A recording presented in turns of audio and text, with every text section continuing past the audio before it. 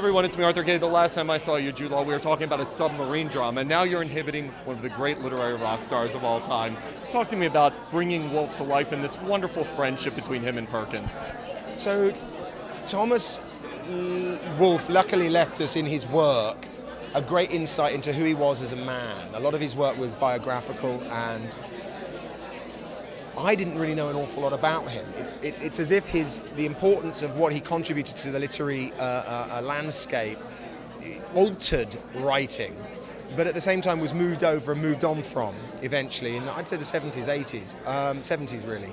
So to me, finally being able to shine the light on him and indeed on his relationship with his editor, who was a huge contributor to bringing that genius, that sort of bottled lightning to the public, was an exciting prospect. You know. Congratulations on this wonderful movie. What made you want to jump into this literary world and this story?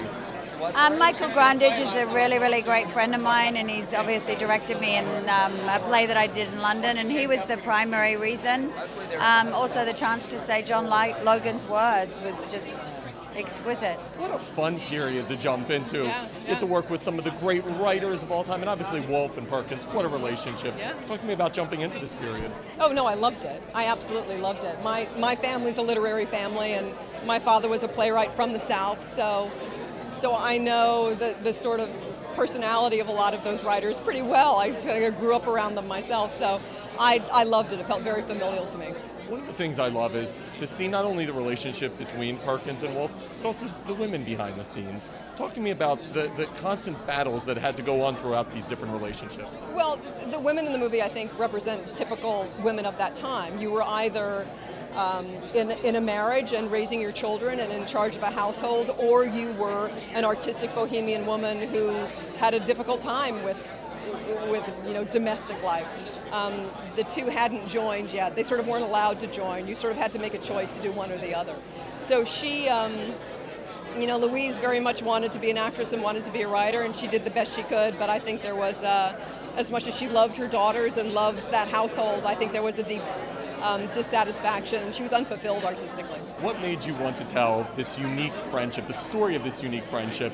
Because it's one of the great literary friendships of all time. It is, and I think the friendship bit was the bit that was the motivating factor, because as you probably agree, literary business itself is quite hard to dramatize. I did like the idea that the role of the editor was brought to life in this screenplay, and somehow I thought it's not dissimilar to the role of a director, a behind-the-scenes person who has to enable talent, bring it on and put it before a public.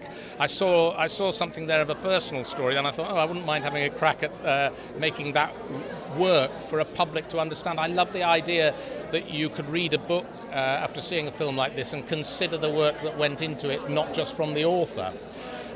But you're right, the bit that really grabbed me was the friendship, because it's such an extraordinary, all-consuming friendship, and I guess that's the central appeal of the film, because that's where the drama is. How do you make an editor's life exciting?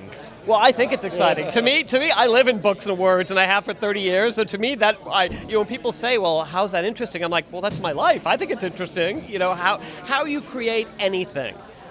The arduous process of creating a book or a chair or a carburetor is really what this movie is about. It's very nuts and bolts. Why Max Perkins? Tell me what was so fascinating about him to write a book. What fascinates me first and foremost about Perkins is that I think he's the most important but least known figure in American literature. This is a man who literally and literarily changed the course of the American river, but nobody's ever heard of him. And when I was 19 years old, I became infatuated with him and thought somebody should write about him. So I wrote my senior thesis on him in college, and then I wrote a book on him. And now here we are 38 years later. You've lived with him since college. It's been a long time.